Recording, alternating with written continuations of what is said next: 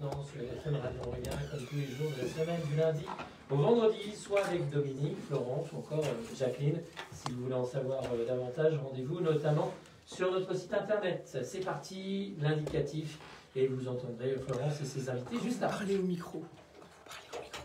Donc, voilà, il faut parler bien près du micro. Attends, je rends juste ça, vas-y, tu veux que je démarre? Ah oui, bien.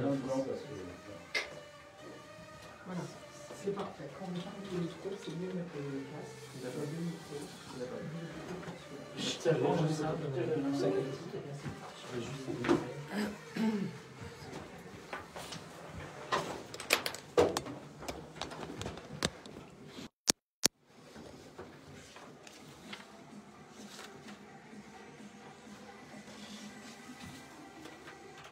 Bonjour, bonjour, ravi de vous retrouver, Florence Sueur au micro.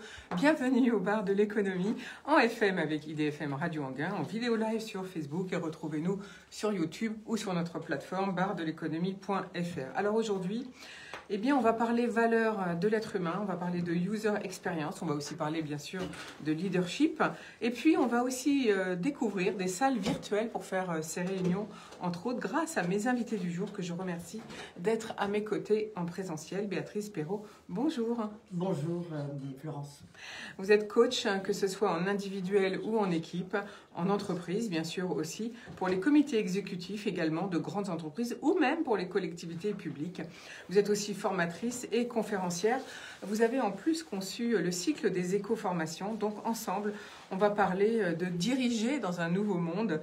On va parler bien sûr de la valeur de l'être humain, de la user experience.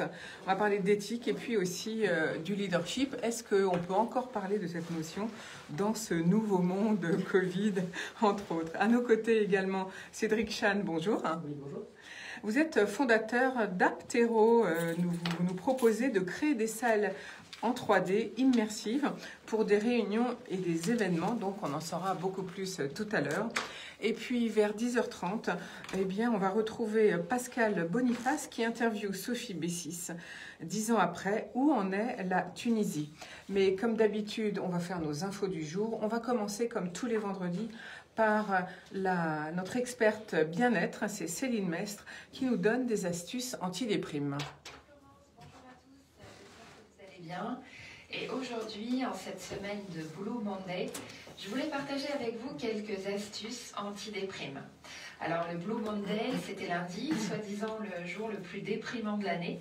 Et même si le Blue Monday n'a pas de fondement scientifique, il arrive tout de même dans un contexte de déprime saisonnière et de déprime sanitaire. Déprime saisonnière à cause du manque d'ensoleillement, de la fatigue, du froid. Déprime sanitaire à cause de la peur du virus, du manque d'interaction sociale et des incertitudes quant à l'avenir. Plein de raisons donc d'avoir le moral dans les chaussettes, mais voici quelques astuces pour affronter vos journées avec douceur au cœur de l'hiver. Et ça commence dès le réveil. Essayez de prendre du temps pour vous le matin, sans pour autant vous lever à 4h30. Non, il s'agit simplement de sortir du lit un peu plus tôt que d'habitude. Libre à vous ensuite de profiter de ce moment comme bon vous semble. Méditation, lecture, sport, yoga ou simplement pour savourer un petit déjeuner au calme. Ensuite, accordez-vous une pause dans la matinée, surtout si quelque chose d'important est prévu dans l'après-midi. Utilisez alors la visualisation mentale pour vous préparer, imaginer comment ça va se passer. Projetez-vous positivement dans la situation, car par le jeu des neurones miroirs, votre cerveau aura moins peur le moment venu. Puis le moment du déjeuner est un moment idéal pour faire une parenthèse bienfaisante dans votre journée. Autant que possible, prenez le temps de faire un repas complet et essayez de manger en pleine conscience, c'est-à-dire en étant à l'écoute de vos sensations alimentaires. Pensez à regarder, à sentir, à mâcher longtemps. Vous serez agréablement surpris. Faites à nouveau une pause dans l'après-midi en écoutant un peu de musique, pourquoi pas, et le soir, adoptez l'habitude des 3 kiffs. Partagez en famille au dîner ou notez dans un carnet 3 moments dans la journée qui vous ont fait plaisir. 3 moments où vous vous êtes senti bien et pour lesquels vous éprouvez de la gratitude. Avec tout ça, vous devriez vous coucher moins maussade et d'attaque pour le lendemain.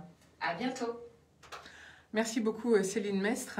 Alors Béatrice Perrault, vous qui êtes formatrice et coach, ces astuces anti-stress? Alors, je suis entièrement d'accord avec ce que dit Céline Mestre. Céline Mestre. Je suis passionnée par l'être humain, par les neurosciences, etc.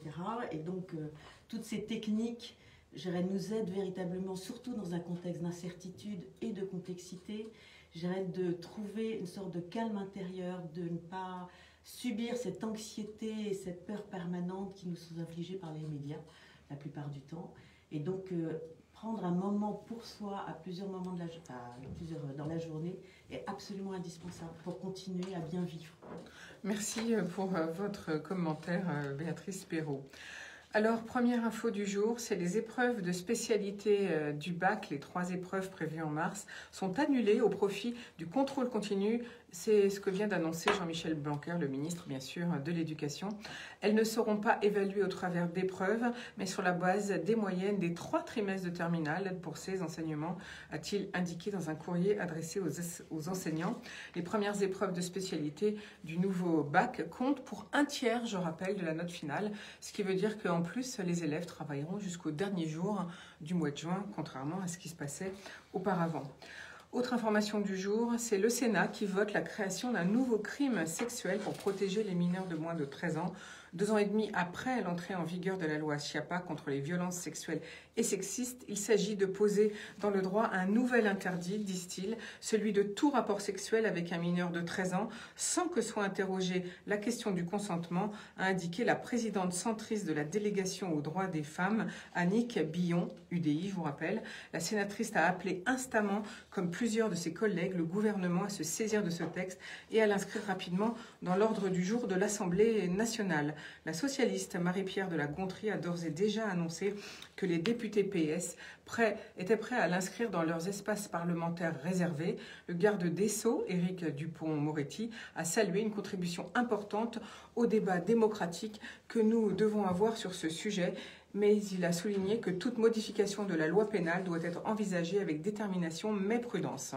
Il a annoncé un travail de consultation des associations qui participent au quotidien à la libération de la parole et à la prise en charge et à la défense des victimes. Il sera engagé, a-t-il dit, dès la semaine prochaine avec le secrétaire d'État à l'enfance et aux familles, Adrien Taquet. Je vous renvoie d'ailleurs à notre émission spéciale inceste et prostitution des enfants. C'était vendredi dernier. Vous pouvez la retrouver sur YouTube et sur notre plateforme barredeleconomie.fr, car étaient à nos côtés les 3 associations les plus importantes de France. Et oui, il faut le dire. Et vous verrez que là, il y a des mots qu'on ne peut plus voir dans la loi, notamment le mot consentement. Voilà, autre information importante aujourd'hui, c'est la campagne de vaccination des 50 ans et 75 ans et plus. En tout cas pour le Val d'Oise, eh bien le Val d'Oise met en place un transport gratuit à disposition des plus de 75 ans, mais surtout des personnes à mobilité réduite au travers de son service de transport PAM 95 pour les 72 000 personnes de plus de 75 ans concernées. C'est l'entreprise Flexité PAM 95 qui vous accompagnera vers les 10 centres de vaccination. Elle prend en charge chaque personne en bas de son immeuble, aller et retour. Le département finance ce dispositif exceptionnel pour tous les bénéficiaires, a souligné Marie-Christine Chiavecchi, la présidente du département du Val d'Oise. Alors, comment réserver ce service ? Eh bien, 48 heures minimum avant votre rendez-vous au centre de vaccination. Vous appelez tout simplement l'entreprise Flexité 95 au 06 15 08 60 40 du lundi au dimanche de 7h à 19h pour un rendez-vous. Les horaires de bus sont de 10h à 16h ou le week-end. Donc je vous rappelle, minimum 48 heures à l'avance. Autre information du jour, c'est à propos des masques. Certains masques en tissu sont désormais déconseillés. C'est ce qu'annonce donc le Haut Conseil de la Santé publique. Donc pour faire face aux nouveaux variants du virus du Covid, comme ceux du Royaume-Uni, d'Afrique du Sud ou encore du Brésil, beaucoup plus contagieux, l'utilisation des masques en tissu de catégorie 2 ainsi que les masques artisanaux n'est plus recommandée. La recommandation, c'est l'utilisation des modèles chirurgicaux de catégorie FFP2, c'est ça. Mais le gouvernement n'a pas encore confirmé cette prise de décision réglementaire. En tout cas, sachez que ces variants circulent activement dans le monde.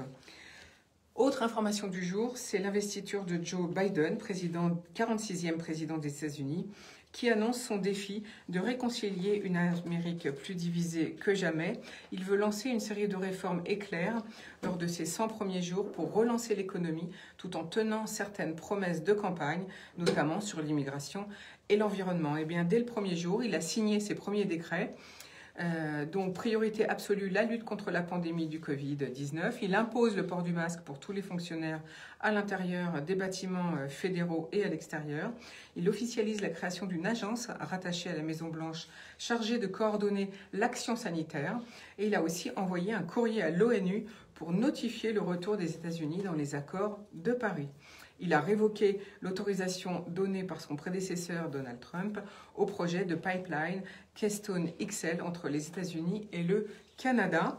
Et enfin, il a fait cesser la construction du mur entre les USA et le Mexique et transmis au Congrès un projet de réforme migratoire qui pourrait ouvrir la voie à une régularisation et à la naturalisation sous condition des immigrés sans papier. Autre et dernière information importante aujourd'hui, c'est Emmanuel Macron qui a présenté un plan d'investissement dans les technologies quantiques de 1,8 milliard d'euros sur 5 ans, technologie appelée à transformer l'informatique et l'industrie, a indiqué l'Élysée. L'enveloppe annoncée par le président de la République regroupe à la fois les efforts de l'État, ceux des organismes affiliés, 1 000 milliards d'euros, mais aussi des crédits européens, 200 millions d'euros, et du secteur privé, 550 millions d'euros. La France passera ainsi de 60 millions d'euros par an de dépenses publiques pour le quantique à 200 millions d'euros par an, ce qui la placerait en 3e position derrière la Chine et les États-Unis, selon un conseiller de l'Élysée qui chiffre par exemple à 400 millions de dollars l'effort public annuel des Américains. De nombreuses applications sont possibles, comme par exemple des super calculateurs, la production de capteurs beaucoup plus sensibles qu'aujourd'hui, la construction de moyens de communication inviolables ou d'autres encore inventions industrielles. Elle commencerait à sortir des laboratoires de recherche sous forme de prototypes et il faudra probablement bien sûr attendre plusieurs années pour voir des applications commerciales viables. Des technologies quantiques exploitent les propriétés surprenantes de la matière à l'échelon de l'infiniment petit, les atomes, les ions, les photons et les électrons. Alors Cédric Chan, vous qui êtes dans le numérique et dans les nouvelles technologies, je suppose que vous êtes content de cette annonce. Alors oui, bonjour à tous encore une fois.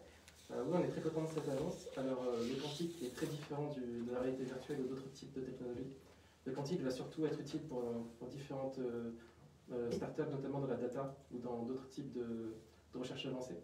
Donc c'est très visé à des startups particulières. Et nous, on espère en faire partie un jour. On espère également allier le quantique, la blockchain et la réalité virtuelle dans un grand projet. Ça sera ce qu'on souhaite faire un jour dans le futur, quand il y aura justement ces super calculateurs qui feront que les calculateurs actuels seront complètement obsolètes. Voilà, tout ira beaucoup plus vite, notamment au niveau de la 5G aujourd'hui. Ça change beaucoup de choses au niveau de notre solution actuellement. Pour vous, c'est important donc la 5G? La 5G permet d'avoir des chargements dans le monde beaucoup plus rapides au niveau des pages web ou d'autres types de solutions. Et ça permet donc de charger des salles 3D immersives immédiatement, sans avoir à passer aujourd'hui par un chargement de quelques secondes, voire 30 secondes. On en reparle tout à l'heure, bien évidemment. On va tout de suite faire une toute petite pause musicale et puis on revient dans quelques secondes pour aborder notre premier sujet du jour, la valeur de l'être humain, la user experience, le leadership, quel est-il en période de Covid et en 2021. Vous êtes sur IDFM, Radio Anguille, la radio du bien-être.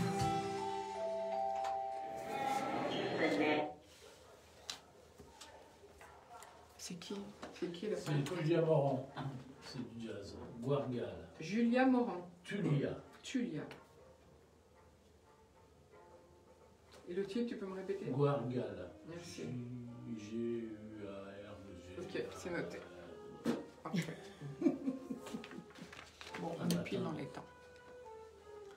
Donc on va passer à peu près... Donc, je commence en fait, c'est ça.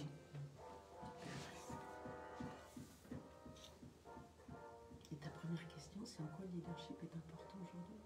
Non, Non, c'est quoi? c'est plutôt la valeur de l'être humain, carrément.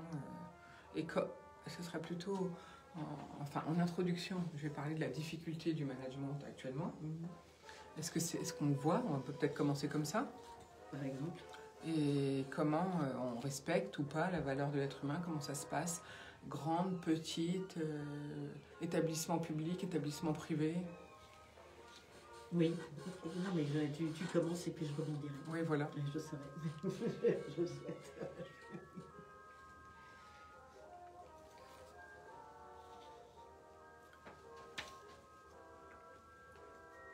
Alors, il y a des casques super forts, vous allez avoir mal aux oreilles. Oui. Donc il vaut mieux mettre le casque. Pour parler, et ça doit être ça ton son casque. Et tu règles. Tu peux carrément baisser celui-là. C'est ce que j'ai fait, j'ai tout baissé. Non. Et celui-là, non. Celui-là, et celui-là, voilà. J'ai tout baissé, comme ça. Je sais pas, faut régler, je sais pas, je suppose. Mais baissez le reste, sinon ça va vous hurler dans les oreilles. Parce que tous ceux qui sont...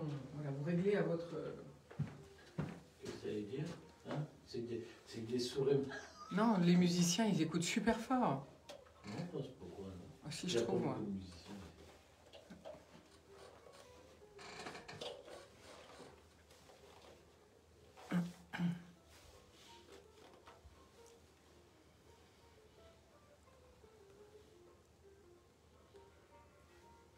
C'est bon, on y va.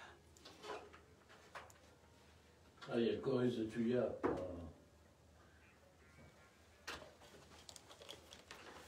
Elle est toute maigrichonne. Elle est toute maigrichonne, elle est au baryton. Ah.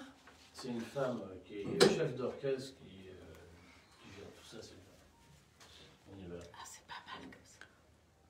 Bah oui, mais là, elle chante pas.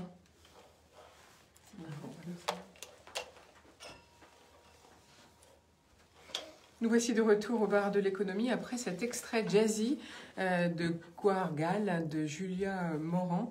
Donc aujourd'hui au bar de l'économie, on va aborder le thème des salles virtuelles pour faire ces réunions. Mais on va commencer surtout par la valeur de l'être humain, la user experience et le leadership. Car à mes côtés, j'ai Cédric Chan, fondateur d'App Terreau, et Béatrice Perrault, coach individuelle ou en équipe d'ailleurs. Vous êtes aussi, Béatrice Perrault, formatrice, conférencière. Vous avez initié donc le cycle des éco-formations. Où est-ce qu'on en est aujourd'hui dans le management, que ce soit dans les grandes entreprises, en collectivité publique ou dans les plus petites? Est-ce que tout est vraiment remis en question avec cette pandémie qui est arrivée d'un coup en 2020, donc le télétravail, le travail à distance, les réunions en visio, etc. Où est-ce qu'on en est? Alors, déjà avant cette pandémie de 2020, le management devait se remettre en cause parce qu'en fait, c'est beaucoup un management que j'appellerais top-down, extrêmement directif et qui traite l'humain, je dirais, comme des personnes indifférentes, des individus indifférenciés et sans tenir compte de la qualité de la relation entre les gens et avec son manager. Et surtout, on est confronté, enfin les salariés sont confrontés à des difficultés relationnelles parfois graves qui liées à des quiproquos, mais qui peuvent devenir des conflits interpersonnels. Et si le manager ne fait pas attention à ça, ne privilégie pas en fait des relations de qualité, non seulement lui-même avec chacun de ses collaborateurs, mais les collaborateurs ensemble, je dirais le travail se fait pas bien. Et donc, d'autant plus important qu'aujourd'hui, on est passé dans un monde qui est en mutation profonde, avec des repères et des changements de paradigme très très importants, et que cette mutation s'accélère avec toutes les nouvelles technologies, je dirais s'accélère avec toutes ces nouvelles technologies, qui fait qu'on est tous plus ou moins dépassés par ce qui nous arrive. Et moi, mon objectif, quand j'ai conçu ce cycle pour les dirigeants en 2014, c'était en fait les aider à mettre des mots MOTS sur des mots MAUX. Il y a un changement de repère qui est profond. On n'est plus dans un monde, on va dire, prévisible, lisible, compliqué, etc. On est dans un monde qui est devenu VUCA, acronyme américain inventé par l'armée des États-Unis. VUCA voulant dire le monde est devenu volatile, incertain, complexe et ambigu. Pourquoi? Parce qu'en fait, quand l'armée américaine débarquait sur un théâtre de guerre, elle arrivait avec sa grosse artillerie lourde et elle s'est aperçue avec les terroristes je dirais que cette grosse artillerie lourde était... ne servait à rien, finalement. Ne servait pas à rien, mais était moins pas efficace. adaptée. Et ils ont conçu des équipes commando très agiles, avec des expertises différentes, qui surtout ont une liberté de décision sur le terrain. Donc au lieu d'expliquer ce qui se passe sur le terrain, que toute la chaîne de commandement remonte les infos, pas forcément les bonnes infos, et décide après, je dirais, de ce qu'il faut faire, comment faire, je dirais, c'était difficile. Donc ce monde VUCA, effectivement, il faut changer de principe de fonctionnement en profondeur, des principes d'organisation aussi. Et dans cette formation, en fait, j'aide les dirigeants, j'ai dit dirigeants à la fois du public et du privé, et j'aide les dirigeants, en fait, à tester des nouvelles manières de faire, parce que pour moi, c'est important de faire autrement pour réussir ensemble. Ça, c'est mon mantra. Tout dirigeant ne réussit pas seul. Aujourd'hui, un dirigeant ne détient plus ni la vérité, ni la solution. Et l'objectif, c'est de réussir ensemble en utilisant l'intelligence collective pour réfléchir, la co-construction pour prendre les bonnes décisions à un bon moment et les mettre en œuvre et surtout susciter l'engagement et la contribution de chaque salarié. Mais ça, c'était déjà ce que demandaient les plus jeunes. On parlait de la génération Z difficile à diriger, soi-disant, avant 2020. On a déjà entendu, en fait, ce discours, mais peut-être qu'il n'était pas vraiment... même si on l'entendait, on n'écoutait pas finalement. Il y a une différence entre entendre et écouter et appliquer, je suppose. Ben oui, parce que ça remet avec la génération Z, avec sa connectivité ultra énorme, plus ce réseau incroyable qu'ils ont naturellement, bouscule les règles du pouvoir du manager et vont plus vite et avoir mieux que le manager. Et le manager se sent dépassé. Donc du coup, en fait, il remet du contrôle, il les empêche d'être autonomes. Et ça, c'est no way aujourd'hui. On ne peut plus continuer comme ça. Et que l'objectif, c'est qu'effectivement, un manager doit entendre tout le monde. Alors, je reviens en termes de management, prendre en compte leurs motivations, leurs aspirations, leurs propositions de solutions, ce qui ne veut pas dire qu'il doit tout prendre en compte, mais de prendre en compte leurs besoins et y répondre au maximum. Aujourd'hui, on est passé d'un manager directif à un manager jardinier qui doit créer l'environnement nécessaire pour que toute son équipe s'épanouisse et surtout veiller, et c'est ça qui est le plus important, à ce qu'il y ait un vrai esprit d'équipe entre les gens. Il y a aujourd'hui, dans l'ancien monde, avec les silos, avec les prises de poste, chacun fait son job bien, on va dire naturellement bien. Mais il fait son job sans prendre en considération l'impact de ses décisions sur les personnes qui vont suivre. Donc au niveau de la chaîne de valeur, entre un DSI informatique et un marketing, s'ils ne se connectent pas, s'ils ne se comprennent pas, eh ben, je dirais, ça peut créer en fait plein de failles, de dysfonctionnements et des quiproquos qui fait que tout le monde est mal à l'aise et que en fait là, le client, in fine, n'est pas bien servi. Donc aujourd'hui, c'est important d'organiser une vraie coopération entre les différentes directions, d'une entreprise, et voir constituer, au lieu d'avoir des services, donc production, marketing, logistique, finance, etc., créer en fait ce qu'on appelle dans les entreprises agiles, voire plus ou moins libérées, des équipes avec des experts de chaque domaine qui s'autogèrent et tout en prenant en considération l'impact de leurs décisions sur les autres services. Alors donc ça veut dire, si je vous comprends bien, ça veut dire que maintenant au niveau organisationnel d'une entreprise, finalement vous remettez en cause l'organisation carrément des entreprises. Enfin, pas seulement pyramidal, c'est aussi ce qu'on connaissait auparavant, c'est-à-dire le service administratif, le service comptabilité, le service informatique, ou DSI, vous l'avez appelé, je ne sais pas moi, le service financier, le service commercial. C'est plus comme ça que ça doit être ? On devrait évoluer vers ça. Alors, s'il y a un très très bon bouquin de M. Frédéric Laloux qui s'appelle Reinventing Organizations, qui est écrit en français, c'est un Belge, qui parle de l'évolution des organisations depuis la nuit des temps. Donc le clan, l'organisation Ambre, qui est l'organisation religieuse, qui est très très pyramidale, l'organisation Orange, qui est aussi pyramidale, mais où il y a le DG ou président en haut et les salariés en bas. Et l'évolution en fait de ces organisations passe par une organisation verte, qui est une pyramide inversée, où en fait c'est le dirigeant qui est au service de ses salariés. Et puis puis après, il y a l'organisation Opale, où là, c'est des petites équipes constitutifs qui font partie d'une même entité, qui servent, je dirais, l'intérêt général de la société et qui sont par exemple organisés, c'était le cas chez Manpower, parce que j'ai reçu, dans mon cycle Les Échos, je reçois des grands témoins, des dirigeants eux-mêmes, notamment j'ai reçu Alain Roumillac et Alain Bogos qui étaient de Manpower Group, où ils ont réorganisé en fait Manpower en fonction des attentes spécifiques de leurs clients. Donc il n'y a plus cette distinction entre RH, marketing, etc. Ce sont des équipes dédiées qui répondent collectivement à des attentes spécifiques de certains de leurs clients. Donc ils ont recatégorisé leurs clients en fonction de ces attentes communes. Et ça marche super bien. Et alors, enfin, j'ai noté un mot que vous avez utilisé dans cette nouvelle organisation, c'est le manager jardinier. Oui. Donc, c'est quoi? Ça devrait être une fonction pour vous? Alors, on a beaucoup parlé de Chief Happiness Officer, etc. Ce sont des initiatives qui sont bien, mais qui sont en fait, si elles ne sont pas soutenues par le DG, tombent très vite à l'eau ou alors sont dévoyées.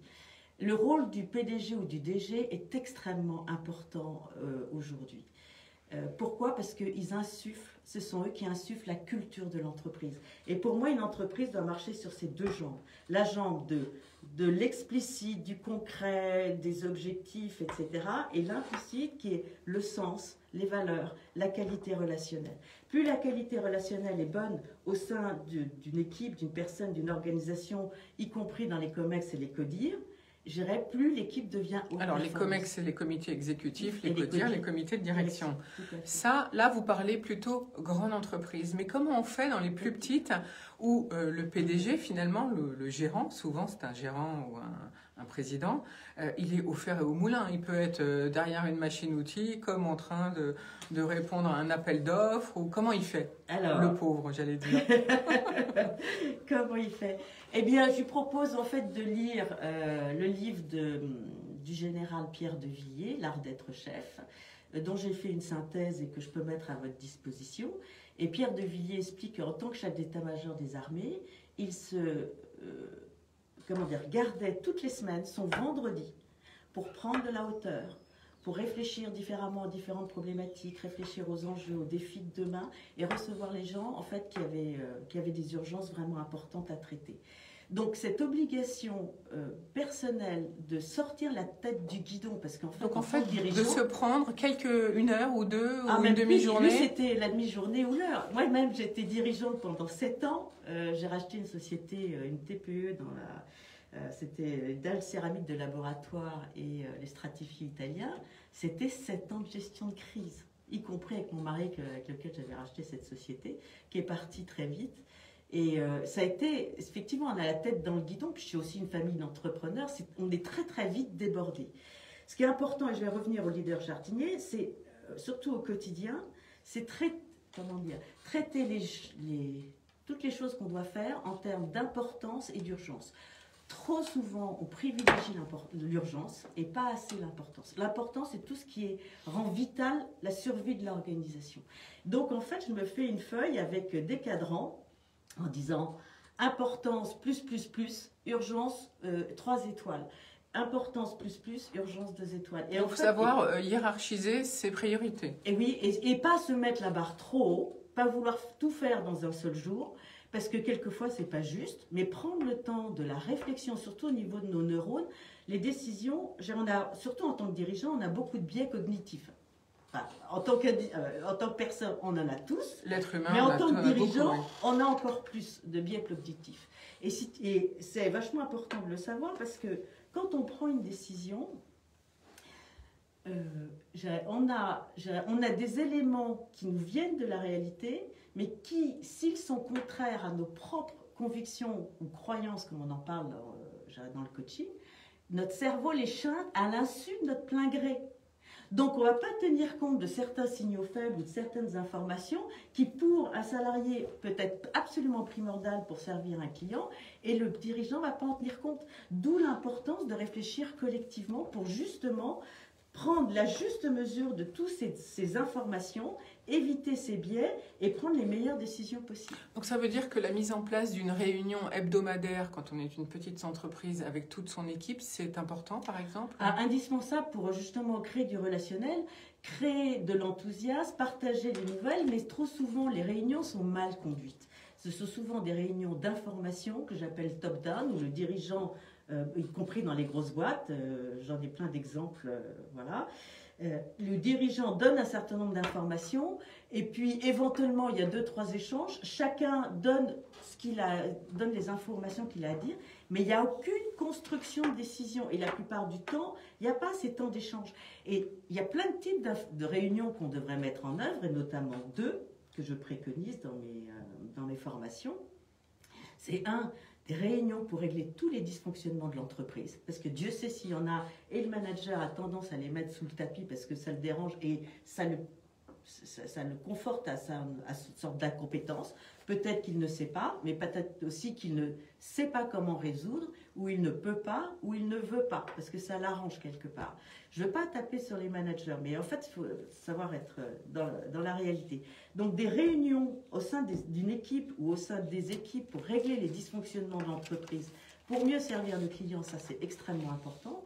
Et deuxièmement, des réunions de levier de croissance. Comment est-ce qu'on pourrait faire mieux, autrement, pour renforcer la valeur ajoutée qu'on accorde aux clients, pour être tous focus sur le client. Et ce genre de réunion, j'en entends très très très rarement parler. Merci Béatrice Perrault pour ces suggestions. Donc je note 2 réunions à mettre en place lorsqu'on dirige une entreprise. Une réunion dysfonctionnement et une réunion levier de croissance. Donc des thèmes génériques finalement pour réfléchir qui ne sont pas forcément donc des réunions d'information ou de résolution de problèmes. Exactement, puis des réunions de prise de décision, parce que là encore, dans les CODIR ou les COMEX, chacun défend son territoire. Donc le DRH va défendre son territoire, le directeur financier va défendre son territoire en fonction de ses propres critères, le directeur commercial défend son territoire. Et quand chacun défend son territoire, je dirais, où est l'intérêt général dans tout ça? Alors quand en plus de ça, dans certains, là aussi grands groupes, la carrière et l'ambition personnelle comptent plus que le reste, vous êtes à l'origine de plein de mini-dysfonctionnements dont sont victimes non seulement les salariés, mais surtout les clients finaux. Et finalement, qu'est-ce qui prime actuellement en 2021? Est-ce qu'on parle toujours de la valeur de l'être humain? Comment la capter, puisqu'on voit bien que les entreprises ont du mal à recruter? Première question. Et deuxième question, j'aimerais qu'on parle aussi de la user experience, puisque on essaye, je vois que les entreprises qui viennent à ce micro parlent de l'expérience client, mais est-ce qu'elle a une valeur importante finalement à vos yeux? Alors, première question, valeur de l'être humain. Je dirais, être environné de toutes ces technologies, de la 5G, c'est bien, mais tout est une question d'intention. Avec ces organisations orange qui sont arrivées au bout de leur schéma, justement, il y a une vision mécaniste derrière de l'entreprise, et dans cette mécanique, il n'y a plus d'huile dans les rouages parce qu'on ne prête plus d'attention à l'être humain, à ses difficultés, à ses contraintes, à ses aspirations et à ses motivations. On traite les gens comme des robots indifférenciés. Et ça, c'est insupportable pour moi, parce que en termes de créativité, ce n'est pas l'intelligence artificielle qui va nous permettre de générer de la créativité, et on en a encore beaucoup besoin aujourd'hui. Alors pourquoi le leader jardinier? Un dirigeant, alors d'abord le leadership, ça n'a rien à voir avec le management. Un management est dans le command and control, donc édicte des ordres et vérifie que les ordres sont bien effectués. Alors qu'un leader, il influence, il propose une vision de l'entreprise pour les 5 à 10 ans à venir, qui va donner du sens à chacun, qui va permettre à aligner toutes les énergies vers la même direction. On n'est plus dans des objectifs comme dans le management qu'il faut absolument atteindre. On court ensemble, on réussit ensemble vers une finalité commune et qui est partagée par tous. Donc chaque individu sait comment il peut contribuer à cette finalité. En plus de ça, ce qui est important, c'est d'avoir des valeurs. Des valeurs alors, qui sont souvent affichées dans les entreprises, mais elles sont rarement incarnées. Elles ne sont pas appliquées, c'est-à-dire qu'on les donne, mais finalement... Alors, elles ne sont pas appliquées, mais pour moi, quand je parle de valeurs incarnées, c'est prendre le temps de réfléchir ensemble au sein d'une équipe, au sein d'une organisation, quelles sont nos valeurs, comment, par exemple, le respect, comment moi je respecte l'autre, comment j'ai envie d'être respecté, c'est quelquefois deux choses différentes, et deuxièmement, comment aligner tout le monde. J'irais faire en sorte qu'il y ait un pot commun auquel chacun adhère. Et pour ça, on est dans la co-construction. C'est plus le manager qui décide pour tous. Mais le client, il est où dans tout ça? Alors attends, oui, j'arriverai, excusez-moi. Donc ça, les valeurs. Et puis, faire attention à la qualité relationnelle entre les gens. Alors ça revient avec l'histoire du leader jardinier. Un leader jardinier, c'est, je dirais, une personne, un dirigeant, une dirigeante, parce qu'il y a aussi pas beaucoup de gens dirigeants, qui veille à ce que, comme dans une forêt ou dans un petit jardin, à ce que les plantes soient au bon endroit, reçoivent la bonne exposition, le beau terreau, les bonnes fertilisants, je dirais la bonne source d'eau, de lumière, etc. Et donc, il y a des plantes qui ne fonctionnent pas bien ensemble, je dirais, on ne va pas chercher à les entretenir comme ça, c'est pas la peine, et on va demander surtout aux gens de dire où est-ce que tu as envie de travailler, de quoi as-tu besoin pour bien travailler avec nous. Donc on inverse complètement les choses. La même chose, c'est au niveau des objectifs, c'est plus en fait le dirigeant qui impose des objectifs. Alors, il peut donner un objectif global pour la société, mais en fait, avec Google, on a découvert ce qu'on appelle les OKR, Objective Key Result, où c'est chacun membre de l'équipe donne ses propres objectifs pour atteindre l'objectif de l'équipe et donne sa contribution. Et là, et puis le manager ou le leader va dire, bon ok, il va être garant de la cohérence globale pour bien atteindre les objectifs qui ont été fixés pour ce service-là. Donc on est en train de renverser une tendance, chose que la génération Z, Y, Z, etc., sait naturellement. Eux, ils savent. J'ai donné des cours dans une école de management il y a 4-5 ans. Je leur ai dit, vous savez tout, vous êtes les ambassadeurs du monde de demain. Mais pour des personnes qui ont vécu un autre monde, qui se sont assises sur un certain pouvoir lié à leur statut, ça ne convient pas du tout, cette fameuse co-construction. Alors, ce que j'entends, c'est que c'est facile à mettre en place dans des petites entreprises, peut-être. Par contre, dans les plus grosses, où on arrive avec justement des couches successives de management, c'est un peu comme dans l'administration, on rajoute des couches sur des couches, on n'y comprend plus rien, en fait. C'est l'histoire de la fourmi.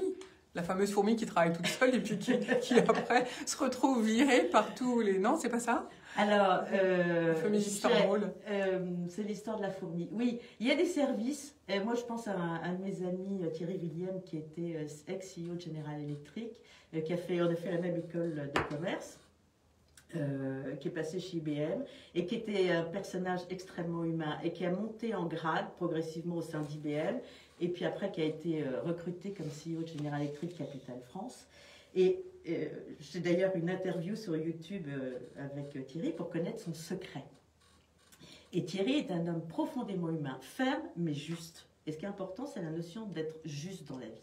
Juste par rapport à soi, par rapport aux autres et par rapport à l'intérêt général. Et je reviens avec Thierry.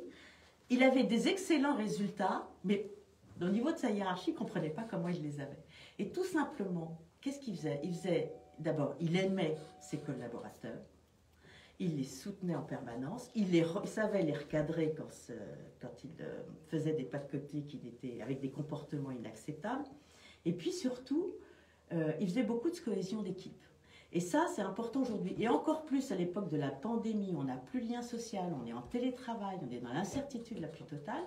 Je dirais, refaire la cohésion d'équipe est absolument indispensable. Et là, on est obligé de se retrouver en présentiel, mais c'est très possible de préserver les gestes barrières, la distance, etc. Mais le fait de se retrouver ensemble est essentiel à l'être humain. La pire chose que vous puissiez... il y a deux choses que vous puissiez infliger comme blessure profonde à un être humain. Un, c'est le fait de l'ignorer. Et deux, c'est le fait de lui couper tout lien social. Et c'est absolument terrible. Mais alors avec le confinement qui nous pend de nouveau au nez, comment va-t-on faire ? Comment on fait de la cohésion d'équipe en 2021 ? Qu'est-ce que vous nous proposez comme optimisme, de l'optimisme, de l'audace. Je viens de donner une conférence dans une grosse collectivité territoriale de l'Ouest.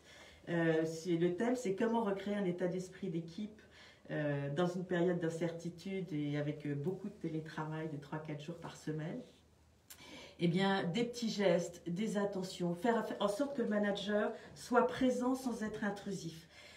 Par exemple, et envoie en fait des bonjours, s'il te plaît, merci, pardon. Ça, c'est les 4 mots-clés du management qui sont souvent pas du tout appliqués. Savoir donner de la reconnaissance. Parce que souvent, les managers lambda considèrent que les gens sont payés pour leur travail et qu'on n'a pas à leur donner de la reconnaissance. Ce qui est une erreur monumentale. Nous avons tous besoin de reconnaissance, certains plus que d'autres. Mais surtout, une reconnaissance, ce n'est pas un simple merci. J'ai animé aussi un séminaire de cohésion d'équipe pour une grosse filiale d'une grosse entreprise américaine. Et le thème de la DG, m'avait dit « Béatrice, ce sera reconnaissance et résilience ». Et reconnaissance, parce qu'ils avaient vécu une année de folie, parce que le décès du fondateur américain, remise en cause de tout, etc. Et je lui ai dit, Muriel, tu vas commencer par dire merci, et merci à chacun de tes collaborateurs, tes membres de CODIR, en disant, merci Stéphane, parce que ce que tu as fait pour moi, telle chose, m'a permis de... Donc non seulement on contextualise le merci, mais surtout, c'est pas que ça explique, ça justifie en fait l'engagement. Et là, on a vu le visage de tout le monde vraiment s'éclaircir. Et Muriel a dit ça. Muriel dit ça à chacun, et du coup, chacun a dit ça aussi les uns et les autres. Et se savoir se dire merci d'être là, d'exister, de contribuer, etc. Parce que quelquefois, on fait des petites contributions qui n'ont pas beaucoup d'importance pour nous, mais qui revêtent une importance énorme pour autrui. Le fait de se le dire, mais ça crée une ouverture, une énergie de dingue. Finalement, ce qui est très intéressant dans ce que vous venez de dire, c'est que les chefs d'entreprise trouvent en ce moment qu'il est difficile de recruter et que les jeunes se comportent mal, mais finalement, eux-mêmes, c'est ce que j'entends dans ce que vous dites, se comportent pas si bien que ça. Donc en fait, ils veulent que ce soit les autres qui se comportent bien, mais eux-mêmes se comportent mal. Mais il nous reste 5 minutes de conversation ensemble, Béatrice Perrault. J'aimerais qu'on avance sur le thème de la user experience, puisque tout le monde met en avant sur les nouvelles plateformes, puisque tout le monde fait des plateformes numériques maintenant, donc des sites internet. Tout le monde veut absolument qu'on aille commenter, mettre des étoiles. Comment ça se passe? Qu'est-ce que vous en pensez? Quelle valeur donner à tous ces espèces de résultats? Vous me disiez que si on obtient la note de 7, en fait, ça veut dire 0. Alors, si l'échelle va de 0 à 10, où est-ce qu'elle est la bonne note? Il faut avoir 10 sur 10 ou 9 sur 10? C'est en étudiant, alors c'est pas moi qui l'ai fait, hein, mais je lis énormément, je suis très éclectique dans mes lectures, je fais pas mal de liens, voilà. Et puis je lis beaucoup la Harvard Business Review, dont je fais des synthèses d'articles. Qu'est-ce qui a fait les facteurs, quels ont été les facteurs clés de succès de ce qu'on appelle des GAFA, GAFA, Natou et autres BATX. Alors GAFA, Natou, c'est américain. Il y a Amazon, Netflix, etc. Et BATX, c'est chinois. C'est chinois, exactement. Et les Chinois qui sont en train de disrupter les Américains. Hein. Le Google chinois, l'Alibaba, il est en train de disrupter les Américains peuvent se faire du souci, mais on verra bien. Alors, je reviens. Qu'est-ce qui a fait le facteur clé de succès de ces géants dont je prendrai l'exemple d'Amazon? Ce sont 2 critères. Le fait qu'ils proposent des applications ou un service qui répond aux attentes non seulement importantes, conscientes des clients, mais surtout à des besoins inconscients et implicites. Pourquoi est-ce qu'on est tous sur Facebook ou sur LinkedIn, etc. C'est parce qu'en fait, on a besoin de communiquer et que non seulement on trouve de l'intérêt à utiliser ces applis-là, mais en plus de ça, on les trouve tellement bien qu'on va les recommander. Donc le premier critère, c'est la recommandation. Si votre entreprise est recommandée par vos clients, et ultra bien recommandée, style 9 sur 10, vous allez connaître une croissance exponentielle. La deuxième condition, c'est ce qu'on appelle la facilité d'interaction. Si je reviens avec Amazon, je pense à un copain qui avait donné sa carte bleue à sa fille pour qu'elle achète je ne sais plus quel produit sur Amazon. Et en dialoguant avec Amazon, on lui fait acheter un forfait premium. Et elle dit, papa, ben voilà, ça t'a coûté 130 € alors que ça aurait dû lui coûter 60 €. Et le père a dit, mais non, je ne comprends pas, qu'est-ce qui s'est passé? Ah ben en fait, parce que j'ai bien compris, j'ai souscrit au forfait premium. Ah ben je ne me pas du tout question. Donc il a téléphoné à Amazon, il a obtenu quelqu'un très vite au téléphone en 2 minutes, il a dit, je ne veux pas souscrire à ce forfait. Et la personne responsable a dit, ok, je vous l'enlève et vous êtes remboursé tout de suite. C'est ce qu'on appelle la user experience, l'effet waouh. Le fait que, ah ben c'est ultra facile d'interagir avec les gens. Et alors, dans ces facteurs clés de succès, donc ces 2 questions, est-ce que vous me recommanderiez sur une échelle de 0 à 10? Si vous avez 7 ou 8, ça vaut 0. Si vous avez 9, ça fait plus 1 point. Mais si vous avez 6, ça fait moins 1, 5, moins 2, etc. Ok? Et c'est comme ça qu'on qualifie cette user experience. La même chose sur la facilité d'interaction avec une société. La société doit se focaliser, absolument toute organisation, si elle veut survivre, non seulement pérenniser, mais avoir une croissance pérenne et exponentielle à la façon d'Amazon, doit, je dirais, mettre en place une nouvelle organisation au service du client, dédiée au client. Tout le monde, c'est plus l'intérêt général de la boîte, c'est dédié au client. Et ça me fait penser à une petite phrase de Jean-François Aubry, de l'entreprise Favi, qui était une des premières, entre guillemets, entreprises qualifiées de libérées en France. Il disait, comment faire plus, mieux, moins cher, avec moins de ressources, pour l'amour du client qui nous nourrit. Donc un salarié ne travaille pas pour un patron, un salarié travaille pour l'amour du client qui le nourrit. Et Favi a été le sous-traitant automobile qui n'a jamais changé ses prix pendant plus de 25 ans, sous la direction de Jean-François Aubrist. Et parce qu'en fait, il trouvait chaque fois des clés, des innovations pour, je dirais, préserver son marché. Et ça, c'était un truc de folie. Et la même chose, et il disait, moi, c'est deuxième chose de Jean-François Aubrist, c'est celui qui fait, qui sait comment innover. L'innovation vient moins de la R&D, elle vient de la plupart de tous les salariés, mais qui n'osent pas éventuellement proposer des solutions. L'innovation, elle est chez partout, tout le monde, et elle n'est pas dans l'intelligence artificielle, elle n'est pas dans les robots, elle est dans la relation humaine. Et plus on a du réussir ensemble, et plus on va connaître en fait une croissance pérenne et durable, et surtout survivre à toutes ces crises. Merci Béatrice Prérault. Grâce à vous, vous avez mis l'être humain au centre finalement. Vous avez remis l'être humain au centre de l'entreprise. Je retiens quand même ce que vous avez dit, ce vocabulaire, c'est-à-dire où on est dans un monde volatile, incertain, complexe et ambigu. Et donc, pour aider les chefs d'entreprise à s'en sortir ou les managers, si on veut vous contacter, on fait comment, Béatrice Prérault? Alors, j'ai un site qui s'appelle co-performance.fr. Mon adresse mail b.perrault@co-performance.fr et puis éventuellement je suis à votre disposition pour répondre à des questions. Je reste sur des thématiques ou approfondir certains sujets. Je serais ravie de... Eh bien, on vous réinvitera avec grand plaisir. Merci. Au cours de l'année, Béatrice Prérault.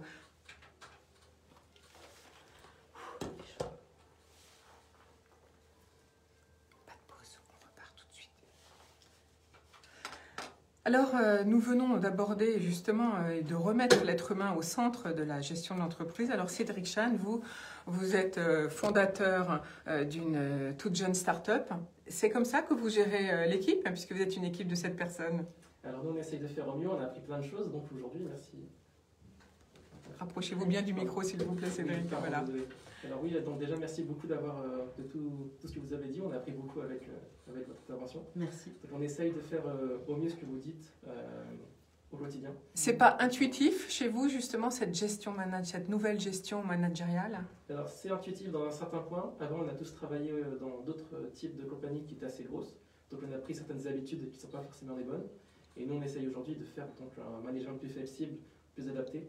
On a également même si on a une petite équipe de 7 personnes, on essaye avec notre équipe de 7 personnes de ne pas trop faire des pôles, donc RH, administratif, etc. Mais souvent, c'est ce qui vient à l'esprit en premier, parce que c'est souvent ce qu'ils nous demandent.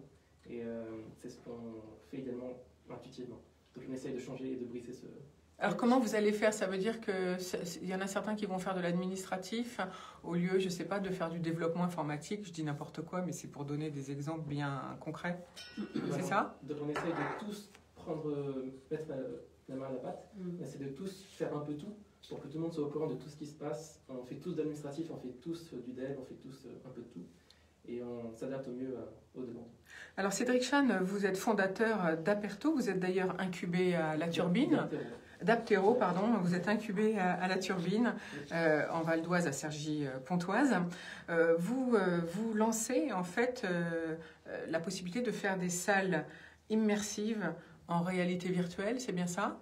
À distance toujours? C'est bien ça. Donc aujourd'hui, il faut savoir qu'avec le Covid, il y a eu beaucoup plus de télétravail que les années précédentes. Donc on est tous obligés de s'adapter à une certaine mesure. Et aujourd'hui, avec la condition, toutes les réunions que l'on fait, que ce soit, il y a beaucoup de types de réunions. Il y a des réunions de formation, de onboarding, des réunions éducatives. Donc par exemple, des salles de classe sont des réunions pour d'événementiel. Donc là, il y a plus de 100 personnes, 200 personnes, 1000 personnes, ça reste des réunions. Aujourd'hui, chaque réunion a le même format. C'est soit Zoom, soit Teams, soit de divers types d'outils. Et c'est toujours donc, les mêmes outils qui sont avec des webcams et très classiques. Et ces outils ne fonctionnent pas toujours pour tous les types d'événements, qui ne sont pas adaptés. Donc par exemple, si on fait un grand événement à 1000 personnes, si on fait 1000 personnes dans Zoom, c'est pas forcément de bons user experience comme on parlait auparavant. C'est-à-dire qu'on n'a pas les tailles d'écran en plus pour recevoir 1000 petites ouvertures de vidéos. Voilà, donc c'est compliqué. Les outils actuels ne permettent pas de faire tous les types de réunions. Même pour 50 personnes dans Zoom, ça devient un peu compliqué. Et donc nous, ce qu'on a créé pour ça, ce sont des salles 3D. Donc qu'est-ce que ce sont des salles 3D? Ce sont des salles immersives, ludiques, qui permettent d'être immersés dans un environnement que l'on crée. Donc aujourd'hui, si par exemple on travaille avec L'Oréal, L'Oréal aujourd'hui, s'ils font des événements à 30-40 personnes, s'ils font une réunion Zoom ou Teams à 30-40 personnes, ils sont un peu perdus, il n'y a même plus de audio de L'Oréal. Ça devient vraiment une réunion classique. Nous, ce qu'on permet de faire, c'est une fois que la personne va rentrer dans la salle 3D, elle est directement immersée, elle voit le logo L'Oréal en face, ça fait vraiment du branding, de l'image de l'entreprise qui ressort dans la réunion, dès le début. Et ensuite, chaque personne est symbolisée par un avatar. Et chaque personne peut aller proche de l'avatar ou peut aller proche des personnes vers lesquelles il souhaite parler. Et c'est comme en vrai, une vraie réunion en réel. On voit un grand écran en face, la personne peut discuter, peut parler, peut présenter. Et on peut tout comprendre en fait plus intuitivement avec toutes les personnes. Alors concrètement, il va falloir nous expliquer comment ça se passe. Béatrice Perrault, vous voulez lui poser une question. Donc si je comprends bien, moi qui suis, quand je fais des formations présentielles, je suis un peu démunie et c'est pas la qualité. Donc si je veux faire du coaching d'équipe, je peux utiliser vos salles 3D, Cédric. Exactement. Génial, mais alors j'ai bien fait de venir aujourd'hui. Alors Cédric, ça veut dire que pour moi, comment je fais pour l'installer sur mon ordinateur? Comment ça se passe concrètement? Expliquez-nous. Nous, c'est vraiment orienté sur les user experience, comme on en a parlé. Nous, on a un simple lien web. Donc aujourd'hui, il n'y a pas d'application à télécharger, il n'y a pas de choses à installer. On est juste un lien, on lance le lien. C'est un peu comme le fonctionnement de Google Meet. Donc quand on lance Google Meet, on arrive directement dans la visioconférence. Là, on va lancer le lien, on arrive directement dans une salle 3D donc personnalisée à l'entreprise ou aux besoins en question. Donc ça veut dire personnalisé, ça veut dire que vous mettez quoi? Un logo? Vous pouvez même faire un décor en 3D Voilà, on fait tous les décors nécessaires. Donc, si vous avez cité L'Oréal, alors imaginez on met toute une collection de maquillage ou de shampoing, je ne sais quoi, le sujet du jour. Ou si on est des jardiniers, on va mettre un espace vert en fond de scène, c'est ça? Exactement. Donc avec L'Oréal, par exemple, on refait tout leur bureau en virtuel. Donc on a refait leur bureau. Dès qu'ils arrivent, ils se sentent chez eux. C'est leur bureau virtuel avec le gros logo L'Oréal en face. Donc ils sont déjà immersés dans leur bureau. Et ensuite, chaque collaborateur peut venir dans le bureau et on fait une réunion dans leur bureau. Et donc c'est super simple à installer, c'est un lien. C'est un lien, il y a rien. Donc en fait, on ouvre Internet, on tape quelque chose et c'est tout. Et on fait un copier-coller. Tablette, téléphone ou ordinateur. Donc même si on est dans le taxi, on peut ouvrir son téléphone, on peut rejoindre deux bureaux de L'Oréal en question et on peut participer à la réunion sans avoir à avoir son ordinateur et être prêt. Et être présent. Mais par contre, celui qui est à distance, alors est-ce qu'il doit être équipé d'un micro quand même et d'une caméra, de quelque chose? Alors sur téléphone, tablette et ordinateur, il y a toujours des micros de base sur l'ordinateur. Par contre, s'il y a des... Alors, on est également d'ailleurs compatible avec la réalité virtuelle. Donc, si vous avez des casques de réalité virtuelle, ça marchera également bien. Donc, on marche également avec tous les bureaux d'innovation où il y a des casques de réalité virtuelle disponibles. Et on peut également parler avec le casque. Alors, Cédric Chan, je rappelle, votre solution s'appelle Aptero. APTERO. APTERO, c'est ça. Et donc, vous dites qu'on n'a pas d'outil installé, c'est un simple lien finalement. Vous avez créé cette entreprise en 2020, c'est donc tout récent, à peine un an d'existence. Vous avez déjà vos premiers clients? C'est ça, donc c'est tout récent, on a commencé à travailler dessus il y a à peu près 2 ans maintenant. Ça fait 1 an qu'on a créé la compagnie, on a aujourd'hui 7 clients, dont l'aéroport de Paris qui est passé hier, je crois, à IDFM, tout récemment. Et donc on travaille également avec eux et on fait des salles 3D dans plusieurs domaines, donc que ce soit des formations de type machinerie ou autre, que ce soit des événements, donc on fait des événements par exemple à Paris allant de 50 à 100 à 200 personnes, ça peut aller jusqu'à beaucoup plus. On fait également de l'onboarding avec des ressources humaines. On va également dans le médical où on fait des expériences post-opératoires de relaxantes.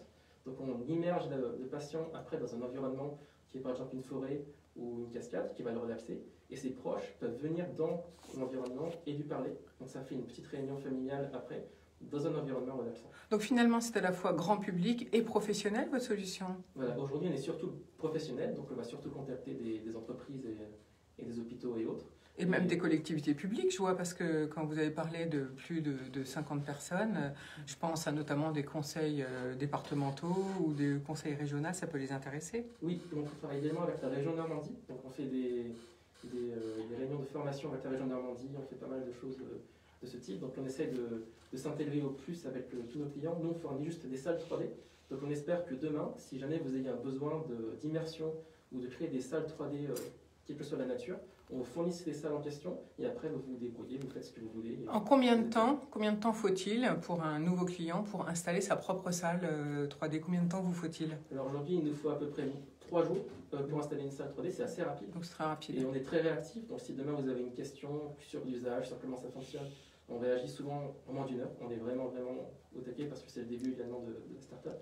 Et si vous avez des questions, on est toujours présent. Finalement, mais ça coûte combien? Parce que quand même, c'est la grosse question. C'est la grosse question.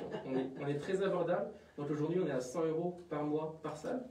Une salle pouvant compter jusqu'à 50 personnes. En fait, ça n'est pas, vous ne vendez que par abonnement pour le moment? Comment ça se passe? Aujourd'hui, on vend par abonnement par an. Donc on peut également s'adapter si vous avez des besoins par mois ou des événements précis. Par contre, aujourd'hui, on fait un abonnement par mois, donc équivalent de 100 € par mois par salle. Et par contre, la personnalisation de la salle, donc si vous souhaitez une salle qui représente des bureaux de L'Oréal, par exemple, ce sera par devis.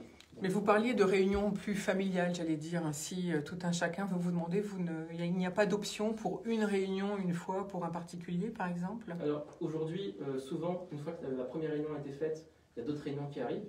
Donc souvent, en fait, ils préfèrent prendre un mois. Donc on leur fait le premier mois qu'ils testent, parfois même gratuitement, s'ils veulent juste tester pour voir si c'est utile. Et nous, on s'adapte vraiment, on veut juste que notre technologie soit connue par le plus de monde possible. Et on peut s'adapter à toute demande aujourd'hui. Alors, on va rappeler quand même comment on fait pour vous contacter, Cédric Chan, si on est intéressé par cette solution de créer des salles immersives, c'est-à-dire à votre propre effigie finalement, pour créer vos réunions de 2 à 100 ou à 1000 personnes. Là, au moins, il n'y aura pas plein de petites fenêtres qui vont s'ouvrir, comme dans Teams ou Zoom. Comment fait-on pour vous contacter, Cédric Chan? Alors, pour nous contacter, on a un site web qui s'appelle aptero, aptero.co. Donc on pense souvent à nous comme apéro. Donc en fait, c'est un peu comme apéro, mais avec un T au milieu. Donc c'est aptero.co et du coup, on peut nous contacter à travers soit mon email personnel qui est cédric@aptero.co. Tout simplement. Voilà, ou par téléphone peut-être. Ou par téléphone. Voilà, ça on trouve tout sur le site Exactement. internet. Béatrice Perrault, vous vouliez lui poser une question? Non, vous l'avez posé, Florence. Donc c'était le business model, parce que c'est un gros problème. Par exemple, l'abonnement devient une source de revenus importante par rapport à des ventes one-shot, où la fidélisation client et l'abonnement est une très très bonne source. Je suis ravie, donc vous avez fait votre business model Canvas, j'imagine, oui, bien sûr. à partir du pain des entreprises, etc. Exactement.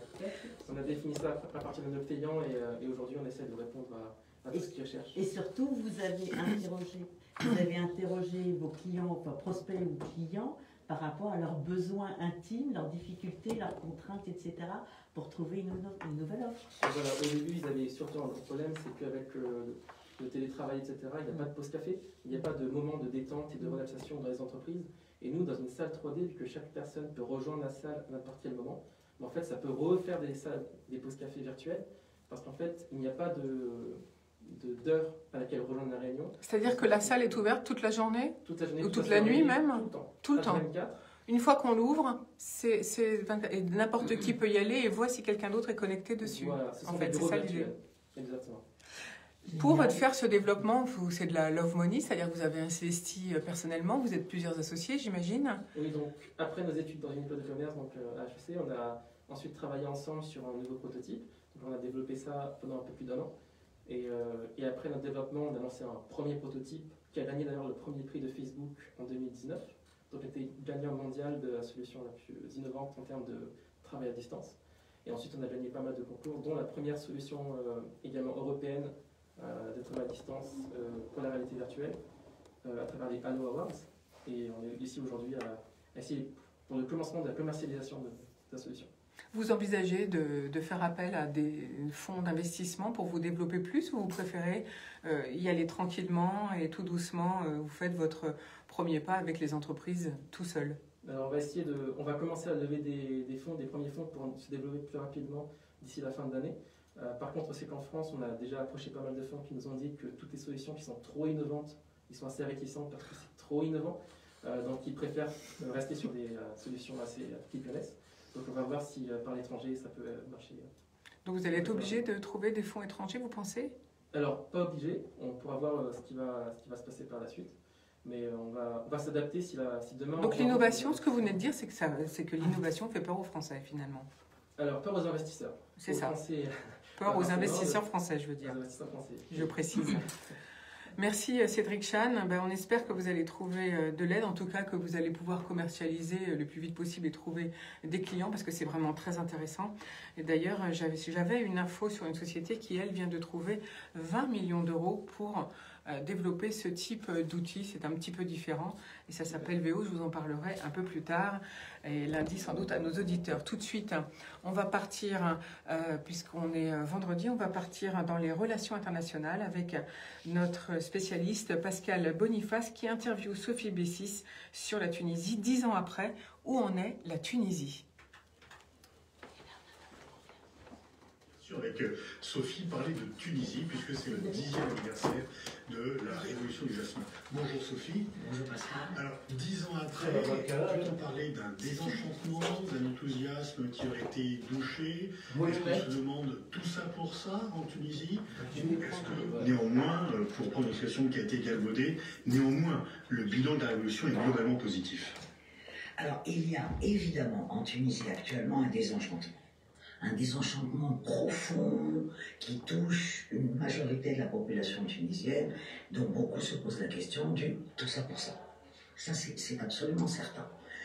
Au-delà de ce désenchantement, de ces désillusions qui sont en grande partie justifiées, d'ailleurs on y reviendra peut-être, et le reste, enfin la population tunisienne se partage à peu près en deux. C'est d'accord, aujourd'hui tout va mal, mais ça en valait la peine. Voilà. Tout va mal, mais nous avons fait une révolution, mais nous avons chassé un dictateur, mais nous avons remplacé un système autoritaire, autocratique par un système qui, si mal en point soit-il, est quand même un système en voie de démocratie, donc le jeu en valait la chandelle. Et d'autres, sur la rhétorique du c'était mieux avant, ça existe encore, mais qui sont dans mon sens minoritaires. Dans tous les pays où il y a une révolution, il y a Boulevard Lénine, il y a tout cela. Et donc, est-ce que c'est pas en fait un socle un peu irréfragable dans tous les pays? En fait, il y a aussi dans tous les pays, y compris qui ont pas fait de révolution, le fait de dire c'était mieux avant. Donc, est-ce que c'est différent en Tunisie que dans d'autres pays? Et il y a des spécificités dans ce c'était mieux avant tunisien. D'abord, c'est vrai que tout pouvoir autocratique donne une impression de stabilité et de sécurité. Et aujourd'hui, en Tunisie, il n'y a ni l'un ni l'autre.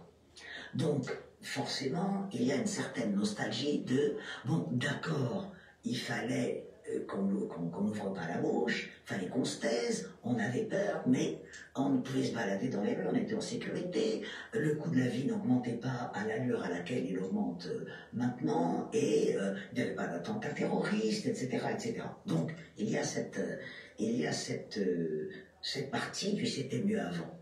Il y a aussi le fait qu'un certain nombre d'acteurs, et non des moindres de l'Ancien Régime, se sont recyclés dans le post-2011. Il y a beaucoup de responsables du régime de Ben Ali qui sont à des postes d'autorité, à des postes de responsabilité dans la configuration actuelle. Et ils alimentent évidemment au fond, nous étions de grands serviteurs de l'État, regardez ce qui se passe maintenant et regardez ce qui se passe dans notre temps.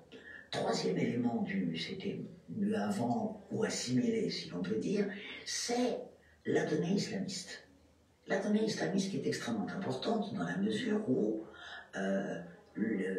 l'hégémonie islamiste sur le pouvoir tunisien à partir des élections d'octobre 2011 a incontestablement contribué au délitement de l'État tunisien.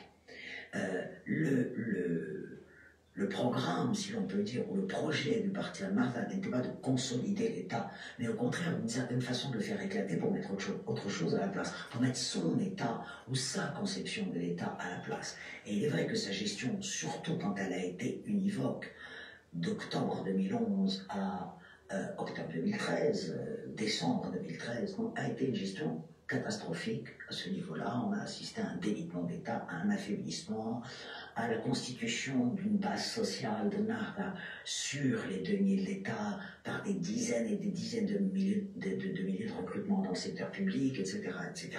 Et il y a aujourd'hui un parti, dirigé d'ailleurs par une femme qui est la seule femme chef de parti au Parlement, qui se revendique explicitement, elle a au moins le mérite de la clarté, d'être pro-Ben Ali. Les pro-Ben Ali, son parti s'appelle le Parti d'Historiens Libres, et son créneau, son unique et seul créneau, c'est la lutte contre Nahda.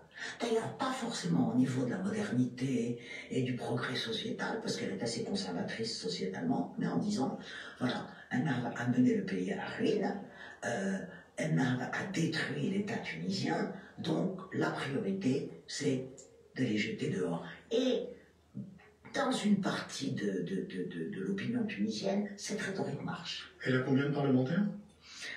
Si mes souvenirs sont bons, elle a une vingtaine de parlementaires, mais elle caracole en tête des sondages aujourd'hui.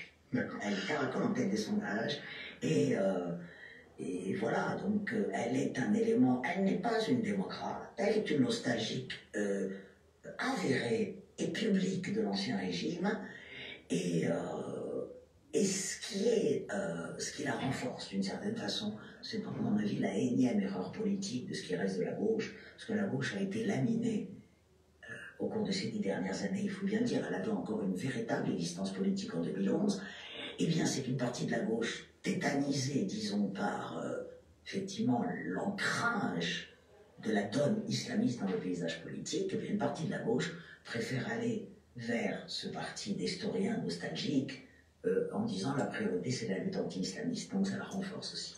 Si on rembobine le film, qu'est-ce qui a été mal? Pourquoi ça s'est... Entre l'enthousiasme de la Révolution, un enthousiasme au niveau mondial, la Tunisie apparaissait comme le pays modèle, comme le premier pays arabe à faire une révolution non seulement pacifique et démocratique. Il y a eu le prix Nobel de la paix attribué à la société tunisienne, au Quartet en 2014, qui incarnait les syndicats mais aussi la société.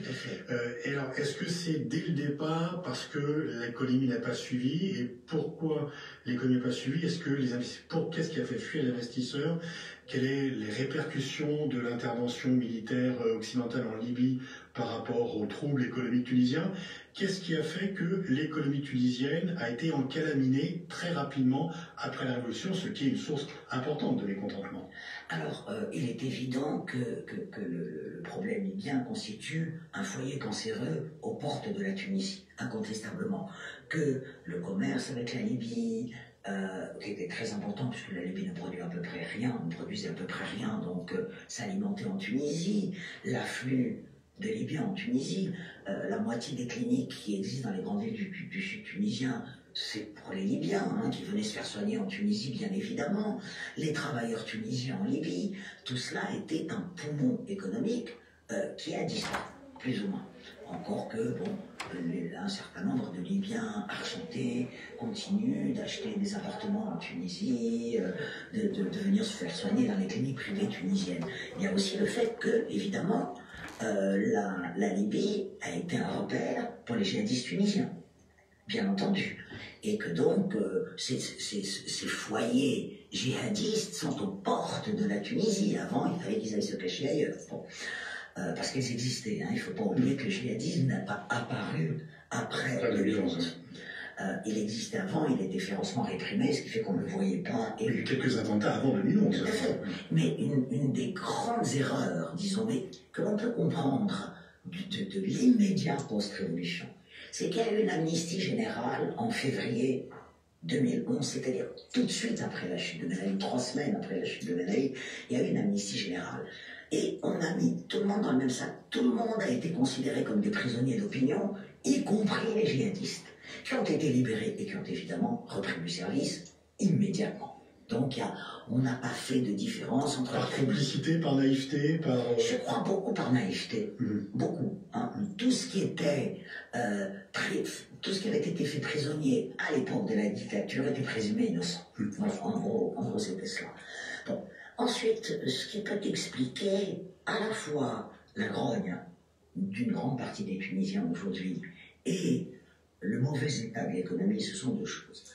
La première chose qui explique la grogne, c'est qu'il y a eu 2 révolutions en une. Qu'on a cru qu'il n'y en avait qu'une, mais il y en a eu 2. Il y a eu une première phase, celle de décembre 2010, qui tourne après l'immolation par le feu de Mohamed Bouazizi autour de revendications essentiellement sociales. Et le mot d'ordre centralisateur de cette première phase, c'était dignité nationale. Donc c'est pour la dignité, pour l'emploi, contre le chômage, contre l'augmentation du coût de la vie, contre le mal-vivre des couches précarisées de la population. Et puis très vite, en atteignant les grandes villes, la révolution et surtout à partir de la chute de Ben Ali, c'est-à-dire à partir du 14 janvier, la révolution s'est transformée en une révolution politique. Et elle a été menée avec d'autres mots d'ordre, avec d'autres acteurs politiques, avec d'autres classes sociales d'ailleurs, parce que, bon, toute la bourgeoisie intellectuelle, etc. Et qu'en fait, eh bien, tout de suite, cette révolution a été politique, changement de régime, constitution, disons, nettoyage des lois, de ce qui était, je le sais d'autant plus que j'ai fait partie de la haute instance à l'époque, et que donc nous avons contribué à cela, dans cette haute instance, et alors du coup, les revendications sociales ont été oubliées. Elles ont été oubliées au profit à la fois de ce changement total de paradigme politique et à la fois du fait que les islamistes ont réussi à déplacer le débat sur le terrain identitaire et sur le terrain des valeurs. Voilà. Donc c'était arabo-musulman, pas arabo-musulman, la place de la religion dans le politique, la place de la religion dans la nouvelle constitution. Donc vraiment les débats centraux ont tourné autour de cela. Et donc ces classes populaires qui avaient mis le feu à la plaine, en fait c'était elles qui avaient mis le feu à la plaine, se sont senties dépossédées en fait de leurs revendications, etc. Là-dessus est venu se greffer une crise économique. Le mot crise me paraît mal placé dans la mesure où, en fait, c'est plus qu'une crise, c'est une période où l'économie va mal, pour plusieurs raisons là encore. D'abord, évidemment, vous savez très bien que les investisseurs aiment la stabilité, qui confondent parfois avec l'immobilisme d'ailleurs, et que donc une révolution, ça leur fait peur. C'est un peu un paradoxe, c'est que tout le monde applaudissait la révolution, mais que plus personne ne voulait venir. Bien entendu. Et surtout pas les investisseurs. Même les touristes. Hein, même les touristes. L'année 2011 a été une année blanche, au point de vue touristique.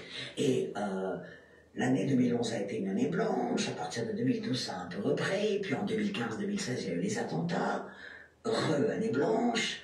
Puis ça a repris, il y a eu un ministre très dynamique pendant 2 ans qui a fait le tour et l'an dernier, en 2019, la saison touristique avait plutôt été bonne. Bon, cette année blanche, avec le Covid, et 2021, année blanche. Et le tourisme représente autour de 13% du produit national brut tunisien, ce qui n'est pas négligeable, et surtout, le tourisme est une activité très pourvoyeuse en emploi.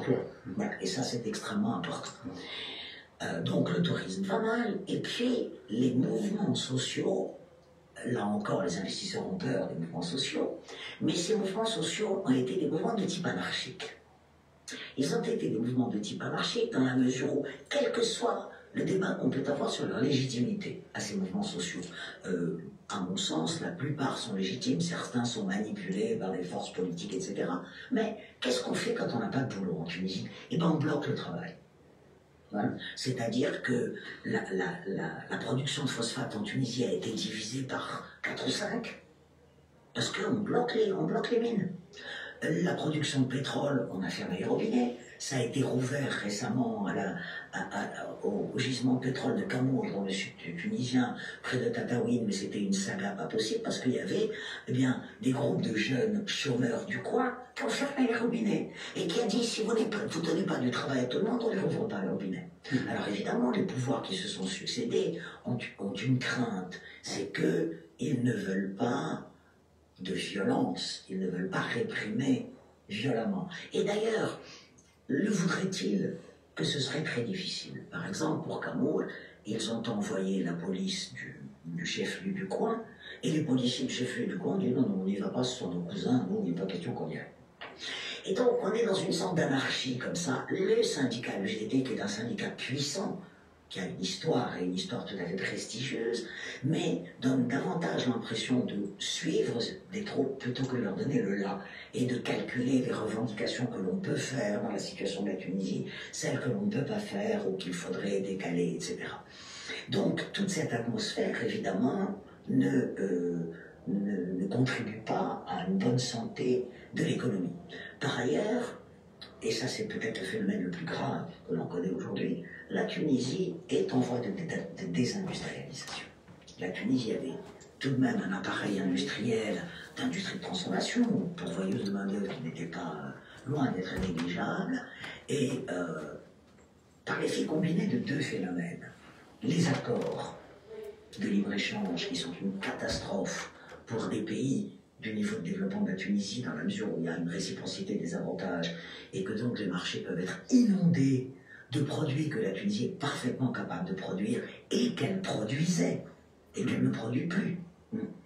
Et puis les libéralités données à la Turquie, qui a envahi, dont les produits ont envahi le marché tunisien. Si vous voulez, la balance commerciale tunisienne est assez paradoxale. Elle n'est pas déficitaire avec l'Union européenne, contrairement à ce qu'on pourrait croire. Elle est à peu près équilibrée, déficitaire avec certains pays, équilibrée ou excédentaire avec d'autres. En gros, elle est à l'équilibre.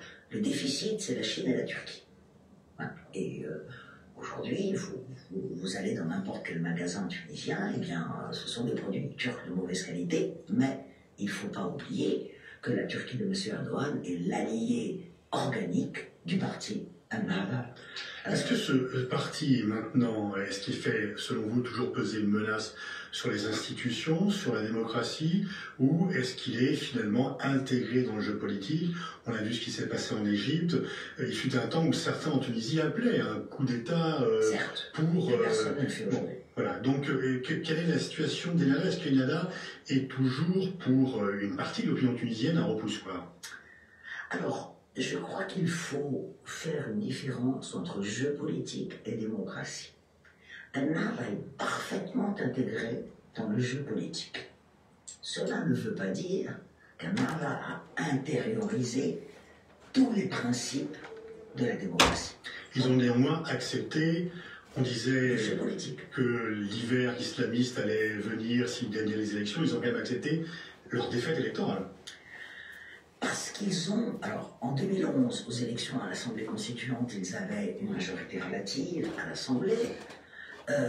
Aux élections de 2014, ils ont perdu, mais ils étaient le deuxième groupe à l'Assemblée, donc ils avaient une minorité de blocage extrêmement importante, qui explique en partie la cohabitation entre le parti de feu, le président de la République, et le parti Ennahda. Et aux dernières élections de 2019, ils ont également une grosse minorité, c'est-à-dire que le Parlement est totalement émietté,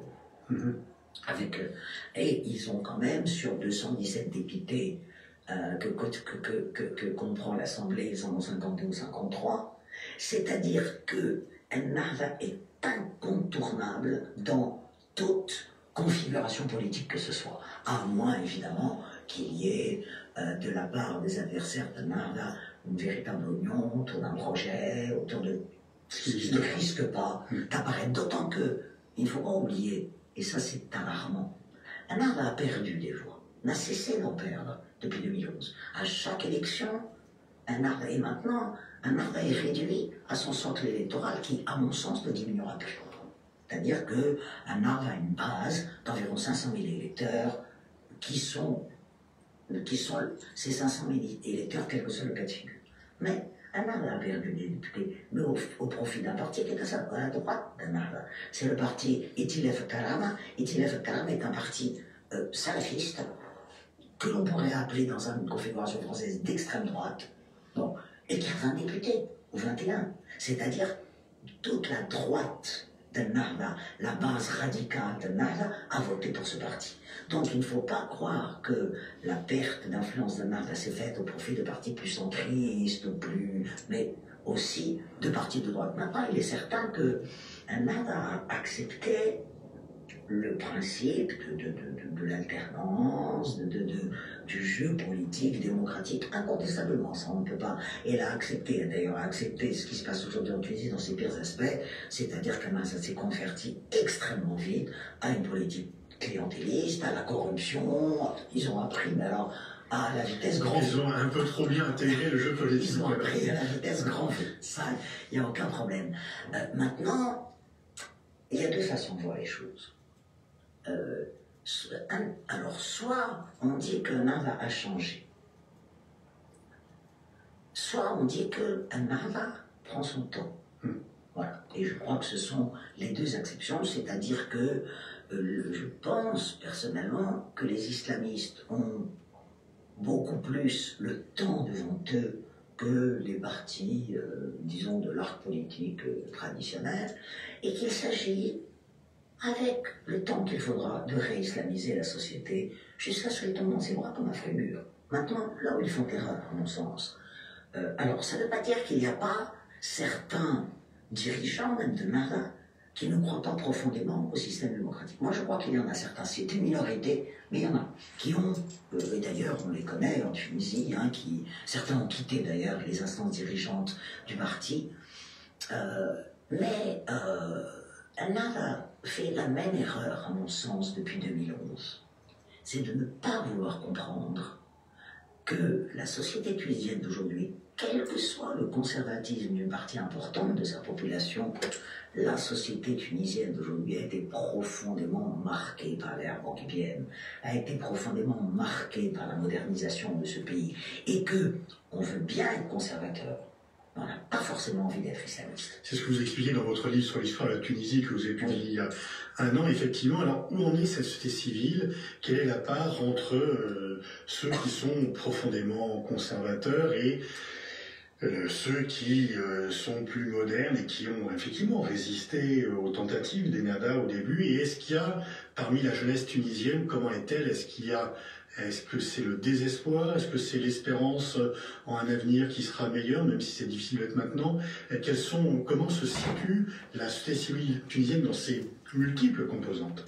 Oui, je crois qu'il faut insister sur les multiples composantes parce qu'elle est très hétérogène. Alors, ce qu'il faut comprendre, c'est qu'il y a deux sociétés civiles parallèles qui ne se rencontrent pas.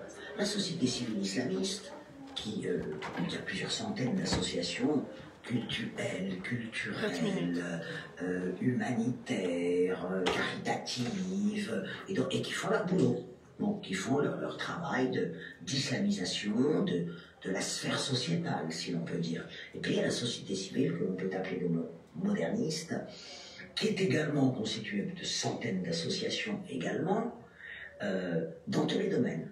Dans tous les domaines, ça va de la culture à la politique, à l'environnement, aux droits des femmes, à l'humanitaire, et qui, d'ailleurs, dans beaucoup de domaines, pallie les carences d'un État qui est devenu à bien des égards un État fantôme aujourd'hui. Et cette société civile est extrêmement active. À mon sens, c'est dans cette société civile que se forme la classe politique de demain, incontestablement. Et il y a en Tunisie, c'est vrai que la révolution, et donc cette liberté d'expression que l'on ne connaissait pas, a libéré une créativité tout à fait intéressante en Tunisie, au point de vue culturel et artistique. La Tunisie est un bouillon de culture au vrai sens du terme. Je termine en disant que, au fond, une bonne partie de la jeunesse tunisienne n'est ni dans la société civile islamiste, ni dans la société civile moderniste, et que, eh bien, ces jeunes précarisés, ces 250 000 chômeurs diplômés, à peu près, ils ont mauvais diplôme, mais enfin, ils sont quand même chômeurs diplômés, sont dans la revendication, dans le regret, dans l'aigreur, et alimentent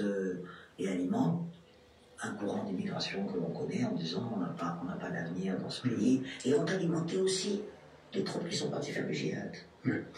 Au final, par rapport à la question initiale, est-ce que vous êtes en dehors de la crise de Covid-19, bien sûr, qui a fait la Tunisie comme tous les pays, est-ce que vous êtes plutôt optimiste pour l'avenir de ce pays à moyen terme? Moi, je crois que la Tunisie a encore plusieurs années très difficiles à vivre. Et qu'il n'y aura pas de retour d'éclaircie, disons, avant plusieurs années. Que ce soit au point de vue économique, on connaît la situation. Au point de vue politique, on a une classe politique d'une médiocrité tout de même pathétique, puisqu'elle n'a pris aucune mesure depuis 2011. Il n'y a aucune vision à long terme, aucune stratégie économique. Et puis en plus, elle est elle est toute formatée par un néolibéralisme qui ne peut pas concevoir qu'il faille, dans certains domaines, changer de paradigme sur le plan économique. Et donc, pour l'instant, on met des rustines là où ça fait trop, où il y a des trous trop importants, puisque la Tunisie bénéficie encore de prêts et d'aides extérieures, à mon avis pas pour très longtemps, parce que sa rente démocratique va finir par s'épuiser également. Hein. Donc je crois que si l'on prend le court terme, il n'y a pas lieu d'être réellement optimiste. Maintenant, je ne crois pas que 10 ans soit un bon moment pour faire des bilans. 10 ans, c'est être au milieu du gué. Bon, c'est très court, 10 ans. Incontestablement, la Tunisie est aujourd'hui dans une nouvelle période de son histoire. Depuis 2011, parce qu'il ne faut pas oublier qu'il n'y avait pas seulement les 23 ans de Ben Ali, mais que la séquence autocratique du pouvoir tunisien, c'était depuis l'indépendance. Hein. Il n'y avait jamais eu de démocratie. Et donc, elle est au milieu du gué, avec un apprentissage extrêmement douloureux des pratiques démocratiques, avec des ratés. Au fond, on peut être bon marxiste et dire que l'évolution linéaire n'existe pas et qu'il n'y a d'évolution que dialectique. Eh bien, on est là-dedans. On est dans une dialectique de l'évolution, avec des retours en arrière, avec des régressions dans certains domaines, et avec un cheminement hasardeux, mais un cheminement quand même. Merci Sophie Bessy. Je renvoie à la lecture de votre impressionnant livre sur l'histoire de la Tunisie et vos nombreux autres ouvrages que l'on retrouve sur le site de l'IRIS et les réseaux sociaux. Merci Pascal. IDFM 80.